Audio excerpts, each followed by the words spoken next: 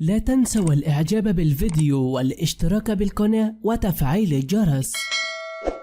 تصريح زلزالي من عمر سومة إلى اللاعب فهد المولد الذي سقط من شرفة الطابق الثاني من منزله بدبي، سطر حالة من الحزن على منصات التواصل الاجتماعي والشارع الرياضي السعودي والعربي على خبر حزين ومبكي إلى اللاعب فهد المولد اللاعب الخلوق المحترم. أحزن وأبكى عمر سومة في هذا الخبر المبكي الذي هز الجميع حزنا، وطلب الجميع الدعوات له بالشفاء العاجل، أن يشفيه وأن يعافيه من هذه الغمة التي أصابت اللاعب وسقوطه من شرفة الطابق الثاني. وهذه صدمة كبيرة إلى الجمهور العربي. اللاعب عمر سومة صاحب الشخصية القوية محبوب الجميع، أطلب الجميع الدعوات إلى اللاعب عمر سومة بالشفاء العاجل، أن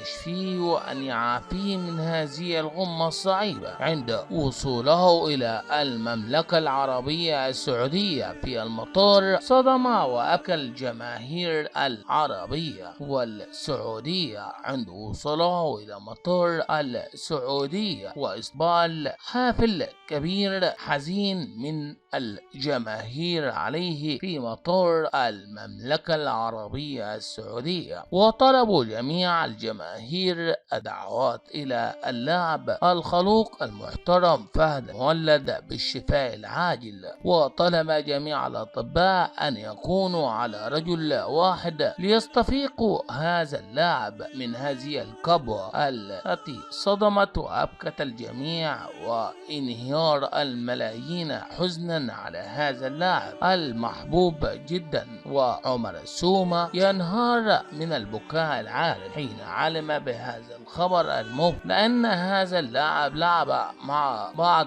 ويعرفون طريقة لعبهم، وهم أصحاب في الملعب وإخوة برا الملعب. طلب الجميع عمر سومة أن يدعو إلى هذا اللاعب الخلوق المحترم فهد المولد بالدعوات له بالشفاء العاجل، والأطباء أن يكونوا مع بعض البعض إلى اللاعب ليستفيقوا هذا اللاعب، وإنه في حالة حرجة وارتجاج في الجمجمة وكسور في العظم وحزن كبير على الملايين والجميع من أنحاء العالم على اللاعب عمر سومة اللاعب الخلوق المحترم. وجميع الشعب السوري يحبون اللاعب فهد المولد، إنه لاعب محترم جدا ومعروف في الوطن العربي بأخلاقه الطيبة وحبه إلى الساحرة المستديرة كرة القدم. وأطلب الجميع دعوات له بالشفاء العاجل، أن يشفيه وأن يعافيه من هذه الغمة. وأطلب تحقيق العاجل في الجناء الذي أسقطه فهد المولد من الطابق الثاني في دبي. حالة من الحزن والصدمة تعم على الجميع اللاعبين عند سماع خبر سقوط فهد المولد من الطابق الثاني من شرفة منزله في دبي. وطلب الملايين الدعوات له بالشفاء العاجل اللاعب عمر سومة وجميع الأطباء أن يكونوا على رجل واحد، وأن يكونوا في العناية المركزة ليستفيق اللاعب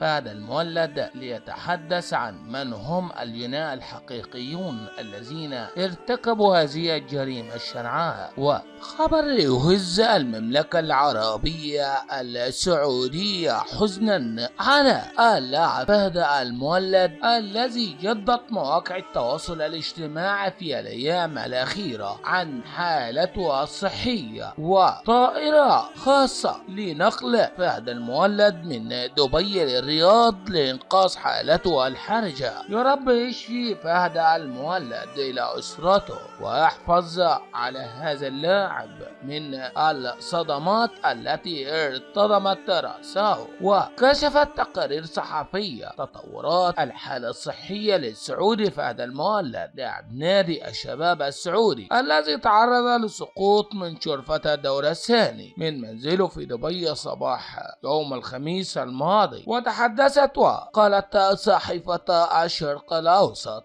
السعودية إلى القنصلية السعودية في دبي تقوم بالتنسيق والترتيب مع السلطات الإماراتية لنقل فهد المولد من مستشفى راشد إلى الرياض اليوم الخميس عبر طائرة إخلاء طب يستقر في أحد مستشفيات العاصمة لمتابعة حالته الصحية الحرجة جدا وسط أهله وبلده، والتي لم تشهد أي تحسن حتى صباح اليوم. وأضافت الصحيفة أن ترتيبة النقل تتواصل ما لم يحدث أي تطورات سلبية في حالته الحرجة. شددت الصحيفة على أن تحقيقات قيادة شرطة دبي لم تتمم حتى صباح اليوم، ينتظر إلى أن تصدر النتائج بعد سلسلة من الاستعدادات للشهود في الحادثة، علما أنه تحفظت على مجموعة من الأفراد الذين كانوا معه، لكن لم يكشف بعد عن الإجراءات التي تم اتخاذها معه. وأشارت الصحيفة إلى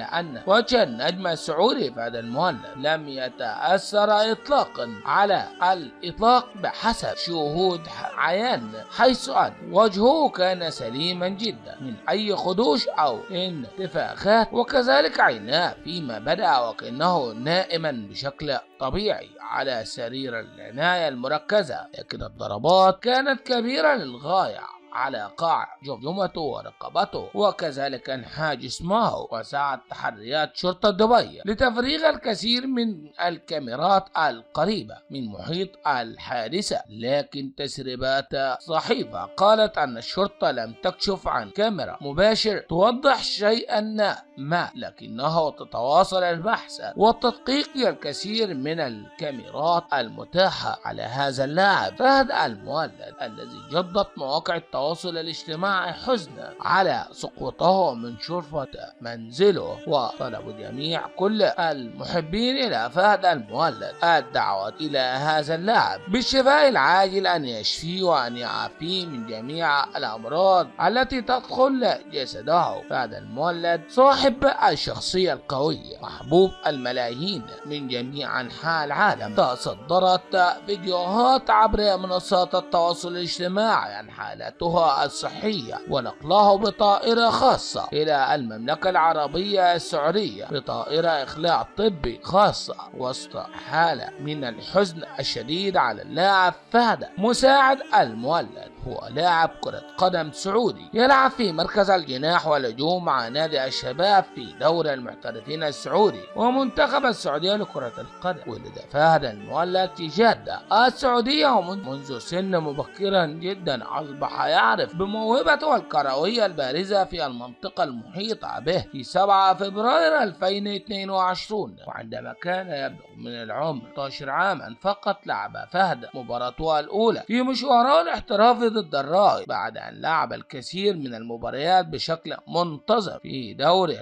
السعودي. أصبح فهد مشهورا جدا بسرعته العالية وقدراته الفنية الرائعة، في حين أظهر هدوءا وذكاء أمام المرمى. وواصل فهد إقناعه، وفي 2 أغسطس 2012 سجل فهد هدفه الاحترافي الأول ضد الرائد في مباراة التعادل 2-2. وخلال موسم 2012-2013 بدأ فهد ليصبح واحدا من أكبر المواهب في كرة القدم الآسيوية بعد تسجيله العديد من الأهداف مع الاتحاد. ثم نال فهد مزيدا من الاهتمام الدولي عندما سجل وهو في سن 17 عاما فقط هدفا حاسما في الدور ربع النهائي من دوري أبطال آسيا 2012 مع نادي وانوزو ليؤهل الاتحاد لدور نصف النهائي، كما حصل فهد على لقب كأس خادم الحرمين الشريفين لأبطال 2013 حيث سجل هدف في النهاية الذي انتهى بفوز الاتحاد 4-2 على الشباب، لينهي فهد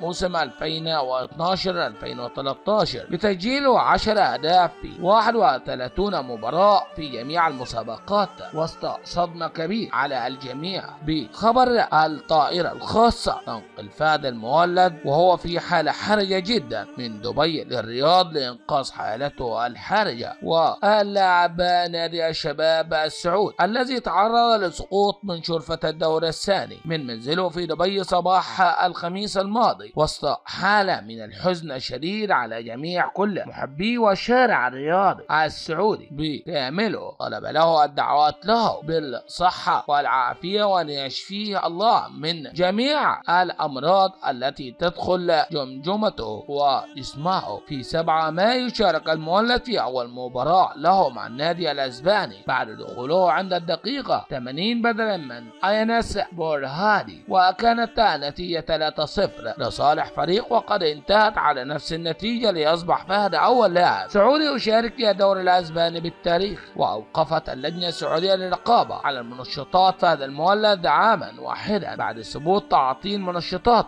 في الموسم الكروي 2018-2019، وكان قد أعلن نادي اتحاد مطلع مايو 2019 عن استلام خطابا من اللجنة السعودية للرقابة على المنشطات يفيد بوجود مادة محظورة في عيناء فهد المولد التي أخذت منه بعد مباراة النصر الدورية في جولة الإياب. وجاء في بيان اللجنة إيقاف فهد المولد عن المشاركة في المنافسات الرياضية داخليا وخارجيا لمدة سنة واحدة اعتبارا من تاريخ الإيقاف المؤقت 9 مايو 2019. وأضاف حظر المشاركة في المنافسات الرياضية خلال فترة عدم الأهلية وعودته الرياضي للتدريب خلال مدة آخر شهر في فترة عدم أهلية الرياضي وسط انهيار كامل من آباء على سقوطه من شرفة المنزل. وتحدث آباء قال: ابني فاتح أسرة كبيرة ويصرف عليها ولن يتزوج وسط حزن كبير من أباه وأمه على سقوطه من شرفة الطابق الثاني، والتحريات ما زالت جارية. وأطلب من السلطات السعودية والسلطات الإماراتية التحري عن الجناة الحقيقيون، وأطلب القضاء العام في قضية ابني الذي سقط من شرفة المنزل من الطابق الثاني في دبي وسط حالة من الحزن الشديد على آباه وأمه بعد سقوطه من شرفة المنزل من الطابق الثاني. وطائرة خاصة تنقل فهد المولد بعد كلام آباه من دبي للرياض لإنقاذ حالته الحرجة. وكشفت التقارير أن حالة فهد المولد صعيبة جدا، وطلب اللاعب عمر السومة الدعوات إلى اللاعب فهد المولد بالشفاء العاجل أن يشفيه وأن يظهر الحقيقة الكاملة.